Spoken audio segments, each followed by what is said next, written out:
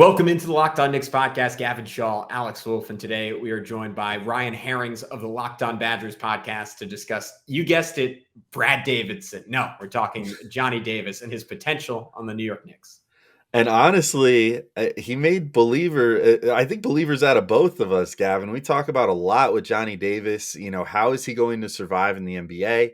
How much did injuries and a high usage rate affect his sophomore campaign? How many strides did he make from freshman to sophomore, which, spoiler, a lot. And also just how impressive was it that he was able to assert himself as much as he did on a team that traditionally does not reward guys super early in their college careers to become a potential lottery pick as a sophomore, and much more. We had a really great long-ranging discussion. We'll get into it next on Locked On Knicks. You are Locked On Knicks, your daily New York Knicks podcast, part of the Locked On Podcast Network, your team every day.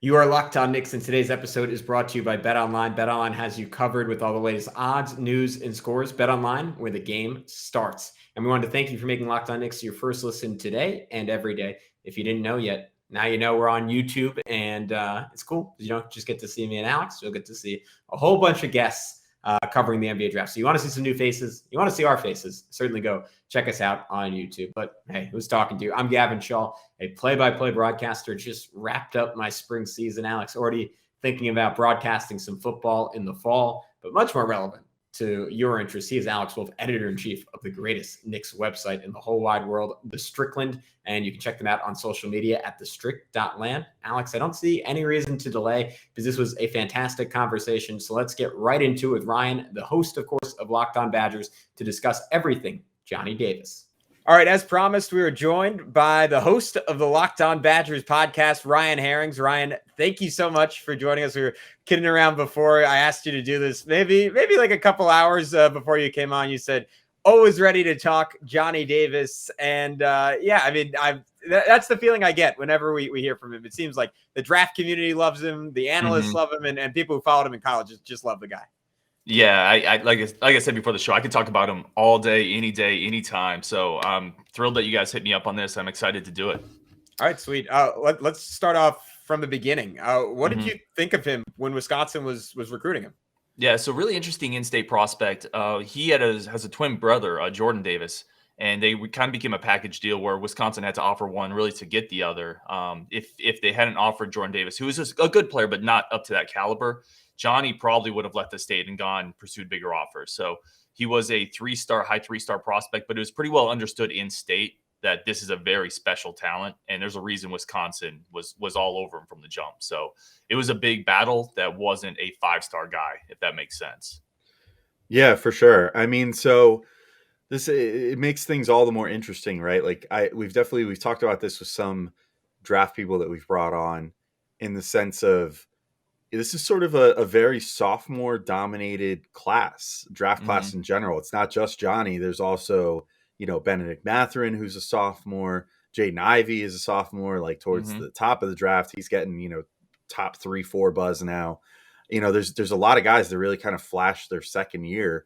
Mark Williams, even with Duke. I mean, there's like a bunch, honestly. I could probably keep going, but I won't in the interest of time. But like, what did you see from Johnny as a freshman? Like, what kind of indicator there to show that could be in him, a potential lottery pick in the NBA? But also, like, where did he struggle? And I guess kind of after last season, what were your thoughts on him going forward? Did you think that there was this potential like star outbreak in him, or did you think that he was going to kind of settle in as a role player? Or like, what were your general thoughts, like, I guess, like this time last year? Yeah, that's a great question. It was, if I'm going to be honest, it would really be in between those two spots, in between a role player and settling in. Everybody expected him to take a big jump, but very, very few people honestly expected this. A big part of it was when he came into Wisconsin as a freshman, Wisconsin has a system. They're a system program, right? Some schools recruit blue chip talent, you plug it in and you let it roll. Wisconsin recruits guys and you have to buy into the system. It takes time. So Davis came into a very senior laden team, a lot of veterans, and it just is a hard rotation to crack as a young guy at Wisconsin. I mean, they famously, years ago they recruited a 5-star guy and redshirted him, one of the best centers in the country. It's just, that's kind of how Wisconsin rolls. So it surprises a lot of people outside of the program to see a blue chip talent not play a lot the first year. That's kind of Wisconsin. Like Sam Decker went through the same thing, blue chip guy that really didn't play a ton right away. So yeah, it wasn't a big surprise to struggle out of the gate. Nobody really expected this big jump. His freshman year, the handle was a little loose, a few too many turnovers, kind of struggled to create his own shot. But he was just a dude that improved a ton over the offseason. And the whispers inside the program, he was always been a dog. Like, he's always been a dude who was going to really grind. And that's one of his best attributes. He's got an intangible quality that it was never really said, but some of the players that could have came back left because Johnny Davis was going to take their job. Like, Johnny Davis was going to be the dude, and some of the upperclassmen weren't going to settle for that. So that kind of gives you a look into his psyche. What was sort of the first indicator early in the sophomore season where you're like, oh boy, this dude is really special, and oh man, he might not be here past this year? Yeah, I mean, the real explosion, the firework that went off was that first Purdue game, right? So, he came out of the gate really well, but he played in that first Purdue game, and he actually, the great thing about Johnny Davis, and the thing that NBA fan base are going to really like about him wherever he ends up, is he's a total two-way player. Like, he's a guy that really plays hard on both ends. So that first Purdue game, Jaden Ivey is coming in, and he guards Ivey. He also put up 37 and had 14 rebounds, and he held Ivey to 3 and 9 on jump shots. Like, he carries such an offensive load. It's very unique to see a player like that also take the best perimeter scorer on the other team and lock him up for 40 minutes. But that's, again, there's an intangible quality of Johnny Davis that separates him from other similarly athletic players. So it was that first Purdue game where you really saw this dude's special. He's different. Yeah, I'm going to go change our script a little bit here because we had some questions written out, but you just said something that made me want to jump to a later question here. So, I mean, describe Johnny Davis as a defender to me, because we'll get into this more in a minute, but I think that he had from what I understand and from what I've seen from watching, like, he had one of the worst contexts of any potential lottery pick in this draft, as far as having a team where he was the guy on the team, for better or worse. Like, his usage rate was obscene for a college player, even for a pro player, to be honest. But normally in college, you get coaches that want to get, a little more of a team-based offense going and not have guys with 30 plus usages. And meanwhile, here's Johnny Davis with a 32.5 usage percentage. But I mean, what does it say about him as a defender that, we saw this, for example, to Knicksify this, right? We saw this with RJ Barrett this year, where he had been really taking some strides as a defender. He was talking about in the beginning of the season, like, I want to be taking on the other team's best player every night, whatever. And he did that pretty admirably, like last year and this year, honestly, to start the year. But then around midseason, he had to take on more of an offensive load, and the Knicks started kind of transitioning him into being like the top dog on offense, and the defense slipped a bit. So there is definitely a correlation there of, like, if you're expending that much energy on offense, how are you going to find that energy on defense? Which is why you see defensive specialists and 3-and-D guys and stuff in the NBA. But, like, what does it say about his defense, first off, and his work ethic? But then how much higher do you think the defensive ceiling could be for him in the NBA once he doesn't have to be a 33 usage guy anymore? Like, because I think that's going to be a huge deal for him. Right. Now, it's a great question. So if we start with the defense, he's a guy that's always athletically going to struggle with the bigger threes in the NBA. He's 6'5". He's doesn't have a freakish wingspan. He's not a freakish athlete, but what he will do, and I start off kind of a sour note, but he's a guy that every game brings it. Like, we've seen enough players, NBA and college, like, half the defense is giving a crap. Like, literally just give a crap about it.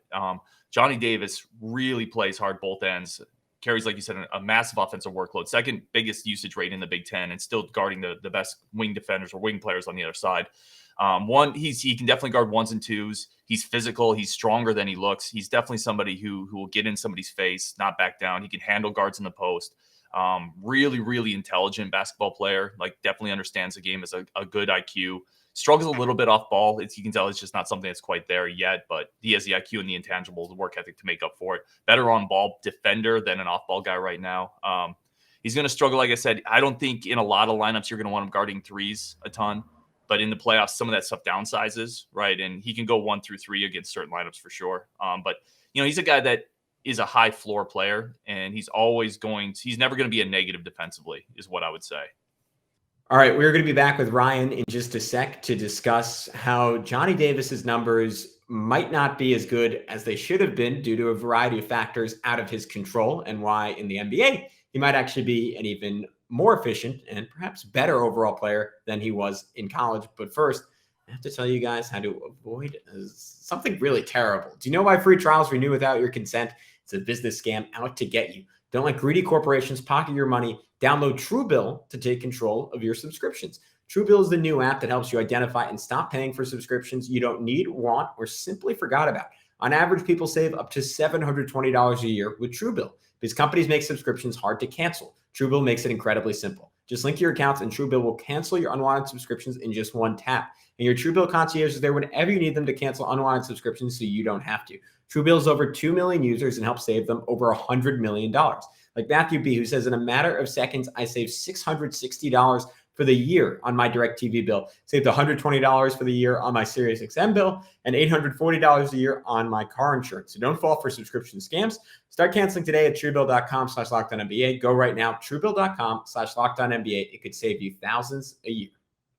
What do you, to flip ends of the floor, what ultimately makes him special as a scorer? Because I watch him and it's a pretty unique game, at least as far as NBA prospects go. Like, he almost reminds me of some of those great college guards you'd see early in the 2000s, where it's very off kilter. It's very creative. A lot of it is predicated on his footwork and finishing at angles and with timing that you just don't really expect, and that kind of surprise defenders. But at the same time, guys never seem to catch up to it as games go on. So I'll leave it to you. What kind of separates him for someone who, to your point, isn't that elite Jaden Ivey type of athlete?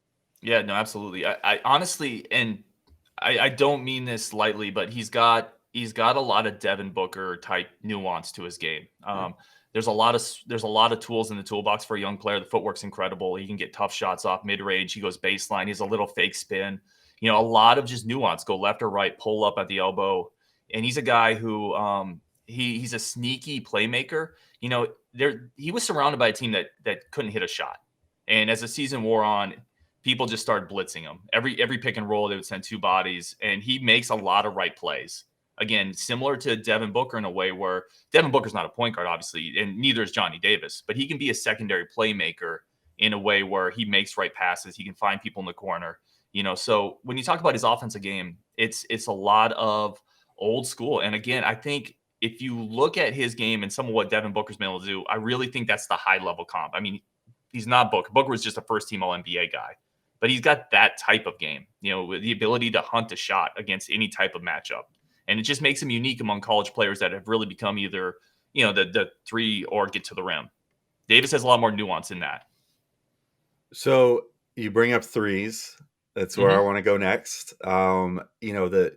Again, everything I feel like when you look at it with Davis is context dependent on the fact that, like you said, he was like the alpha and the omega of his team. He was getting double sent at him constantly from a certain point on.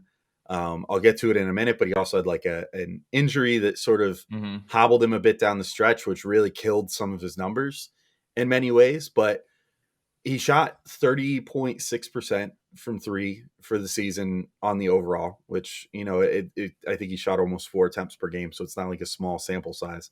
How do you project him as a shooter in the NBA where he's not going to have to do quite as much self-creation and where he can maybe get some easier looks? Like, do you think he has a translatable shot? Do you think it might be a bit of a work in progress? Like, what's your overall read on his 3-point shooting?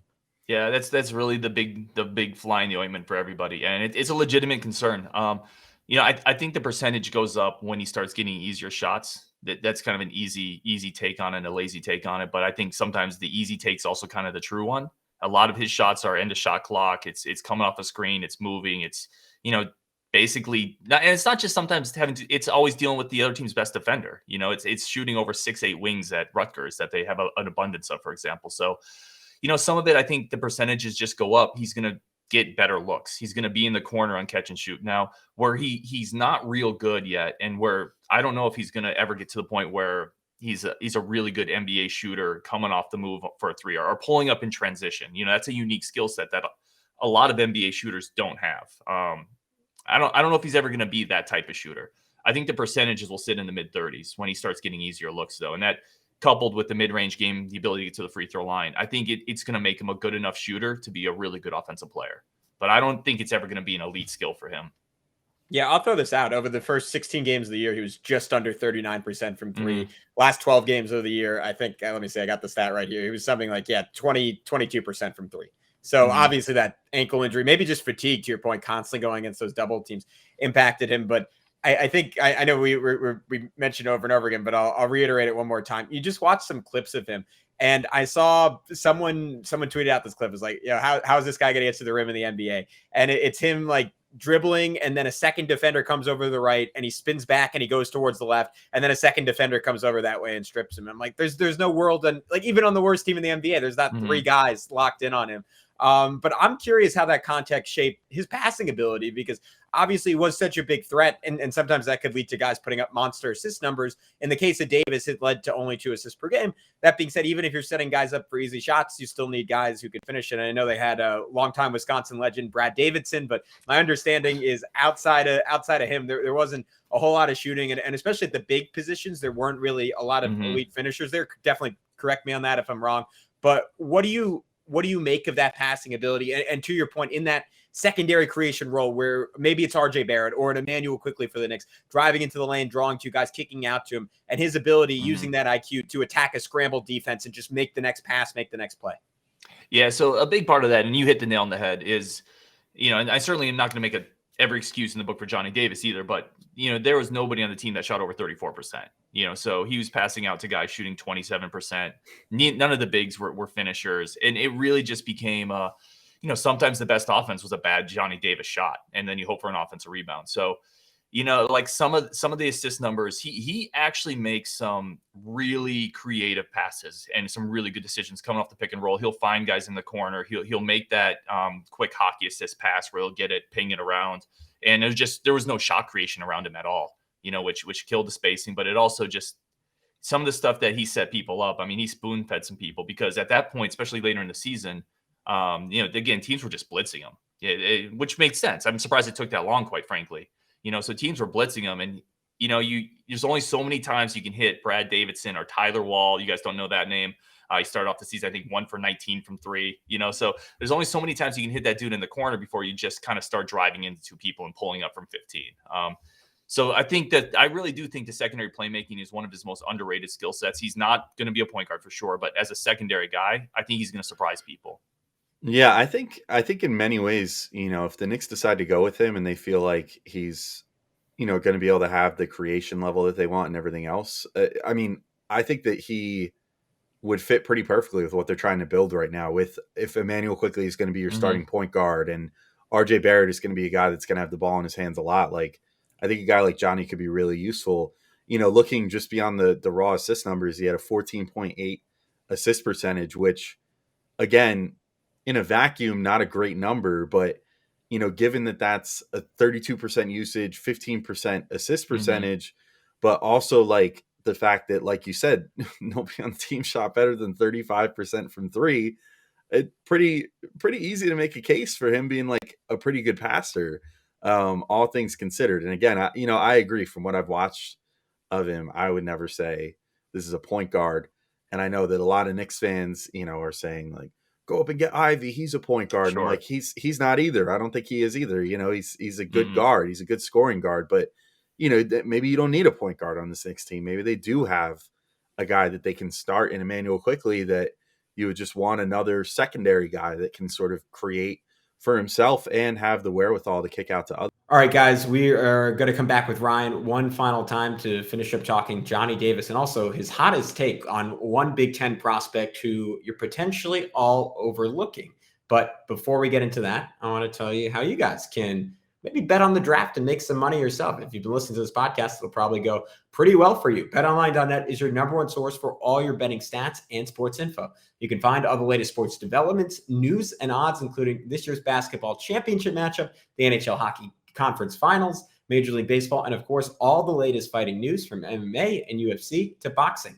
BetOnline is your continued source for all your sports wagering information, including live betting, esports, and more. And Alex, I found out today that more includes some pretty tasty draft odds. Where I'm looking is the 4th overall pick, because that's sort of the wild card spot, right? You have Jaden Ivey at minus 200, Keegan Murray at plus 250, Shaden Sharp at plus 500, Dyson Daniels at plus 2,000, AJ Griffin at plus 2,500. I think I divide my money there between Keegan Murray and AJ Griffin, just because I could kind of see the Kings sort of falling all over themselves, not able to find a trade partner, and they just take the guy that they consider the best fit for their team, even if it's a reach. And I could see one of Murray or Griffin potentially being that guy, Alex. But one final time, head to the website today or use your mobile device to learn more about the trends in action. BetOnline, that's where the game starts. I guess, I don't know.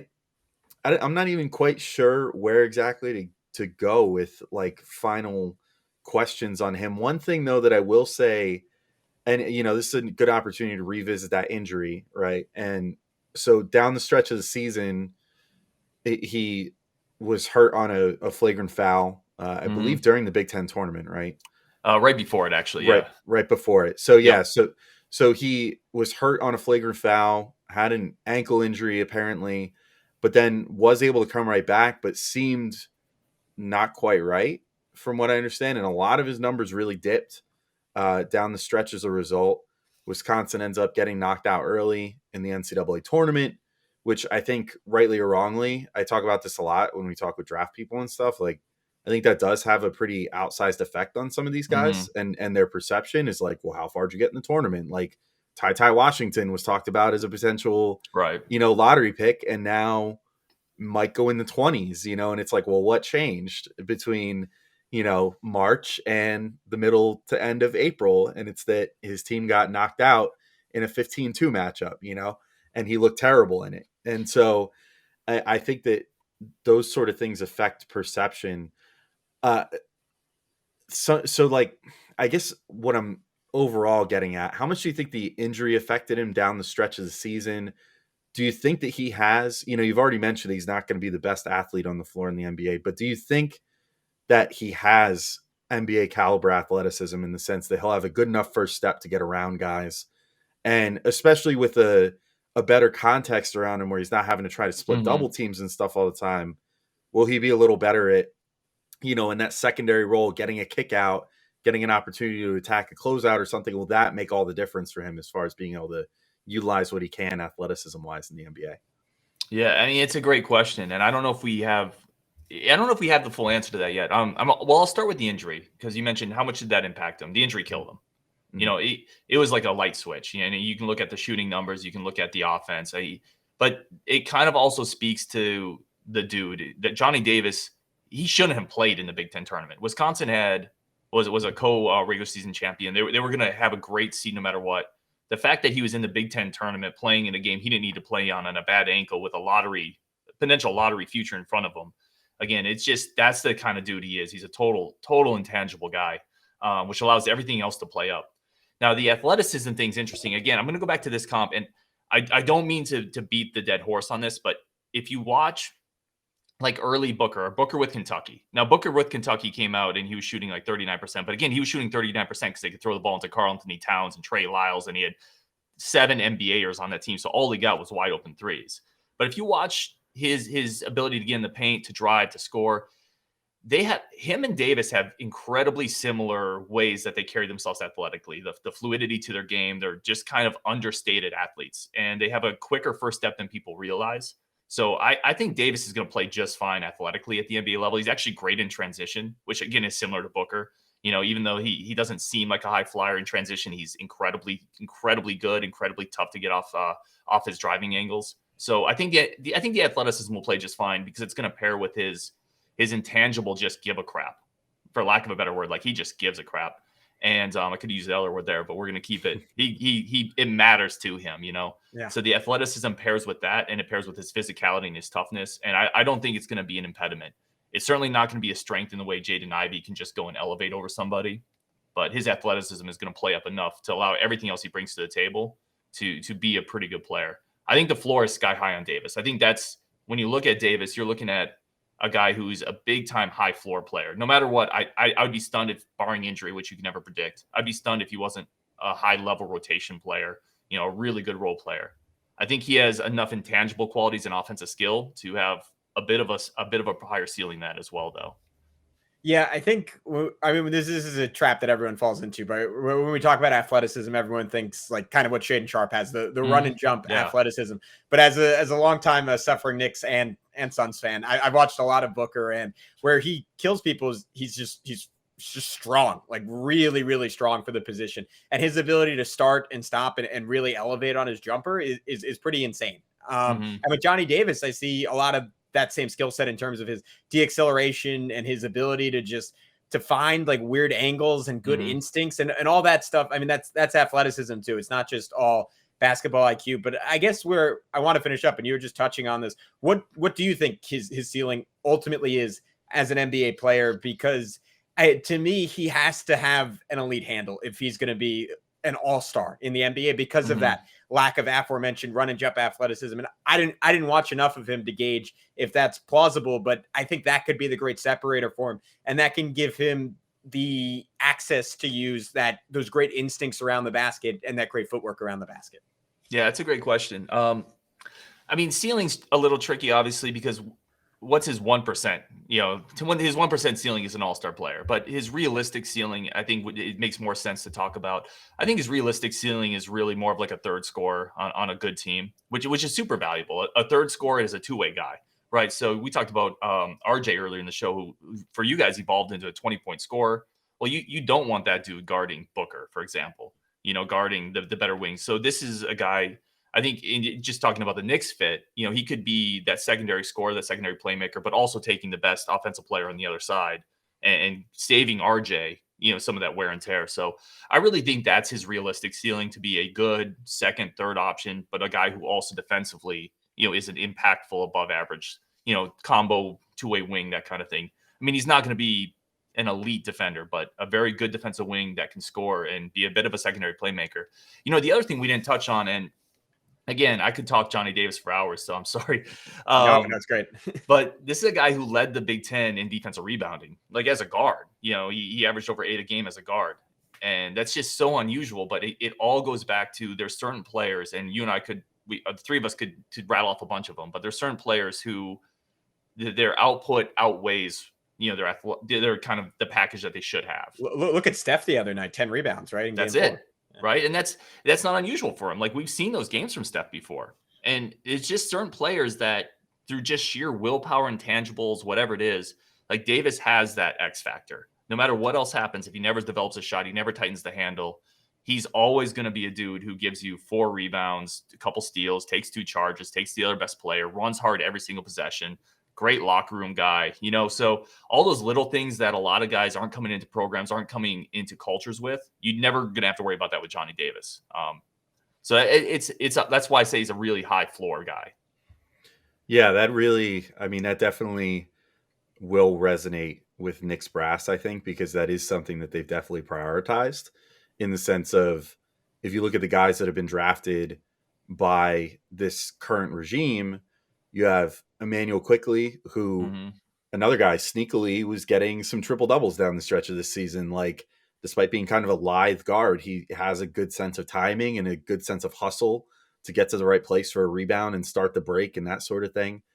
Quentin Grimes, who showed off, being a good rebounder as well as doing a lot of the other intangibles, certainly playing great defense.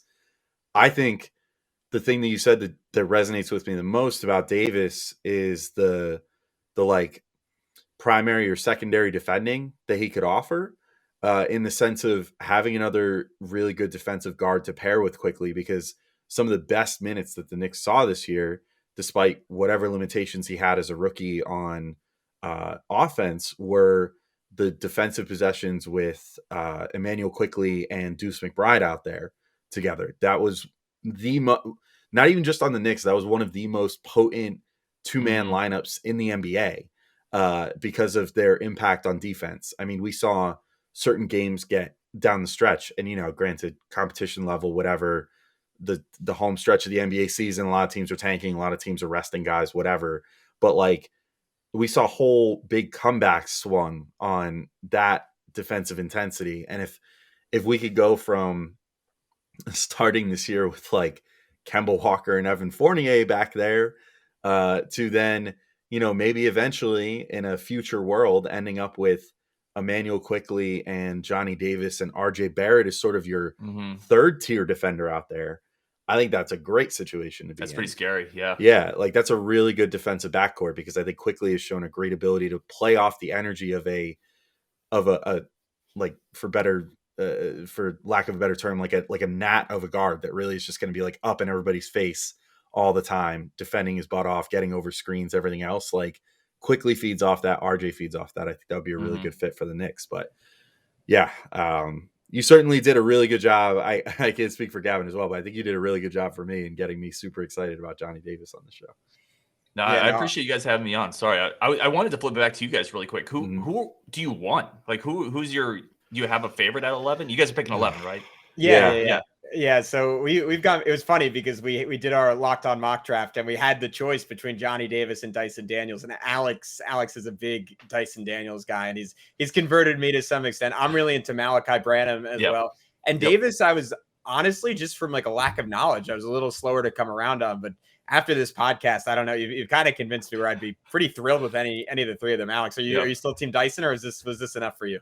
I think I would still give it to Dyson by a hair. I mean, mostly just because I'm really intrigued by his switchability on defense and stuff, and the fact that he could potentially defend 1-4, maybe even 1-5, and that he was actually more of like the positional point guard for the G League Ignite down the stretch, and that he was sort of being groomed for that. But I think Johnny looks like a more complete player at this particular moment.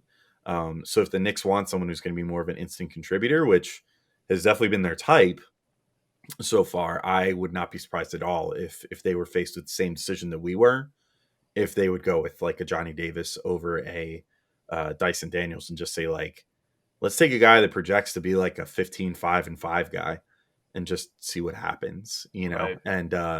and have, another great contributor to kind of pair with these other really promising young players that we have on the team. So yeah, I think I'm still Team Daniels, but Johnny's definitely worked his way up. Certainly this podcast, I think, opened my eyes a bit to moving him up on that like Knicks specific list. Of course, if certain guys drop or something, that changes the calculus. If Shaedon Sharpe makes it there, maybe on pure potential alone, I would say just go for him. It's a lottery ticket. Like that guy's an absolute lottery ticket, and if he hits, I mean that.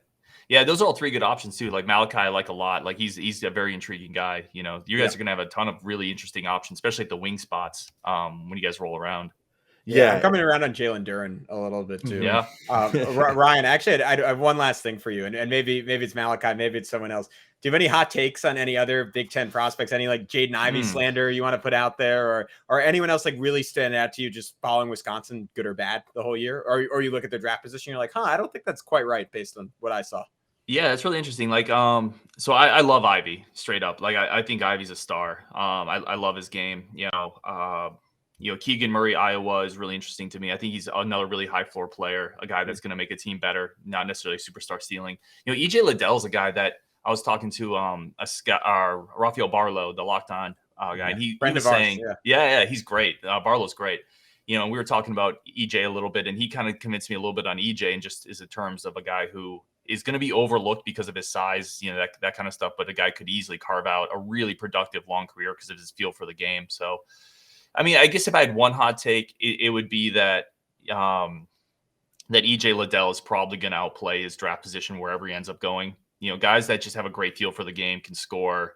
Another guy with a lot of intangible X factor stuff that allows everything else to play up. I think he's going to outplay wherever he ends up getting drafted would be my hot take. But he's also the guy that, NBA, those guys always fall, right? It's just the NBA, the way teams and players and scouts look at guys, that guy's always going to fall. So not really a hot take, but that's the one guy I would say, EJ Liddell. I think I'm higher on than most.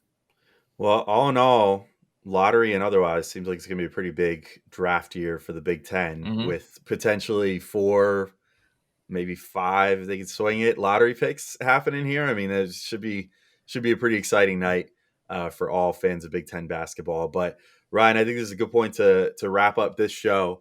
Did you want to remind everybody where to find you online and of course, where to find your work and all that good stuff? Sure. Yeah. And once again, I really appreciate the time, guys. This has been a lot of fun. You can find me on Locked On Badgers, obviously we're chopping it up with everything Johnny Davis and the Wisconsin Badgers. So as the draft comes up and Davis is the most underrated prospect, I'm going to talk about that more and more. You guys can come and listen to that take. And then you can just find me on Twitter right there at Ryan and Bucky or at Locked On Badgers. So yeah, if you ever want to talk about it, I'm also a Braves, Niners, Badgers, and Phoenix Suns fan. So wherever you want to go with it, I'm open game. All right, well, we'll have you on, Ryan. You and me can just talk Suns for 40 minutes, and we'll have exactly 10 people listen. It'll be great. That'd be perfect. All right, cool. All right, thanks so much, Ryan. Really appreciate it. And also if the Knicks draft Johnny Davis, we'll have to have you back as well. Let's do it. Cool. All right, and thank you so much, everyone, for listening. As always, please throw us a subscription, throw us a like, throw us some comments. All of it helps. But for Ryan and Alex, I'm Gavin. We'll talk to you soon with more NBA draft coverage. Until then, be good. Peace out.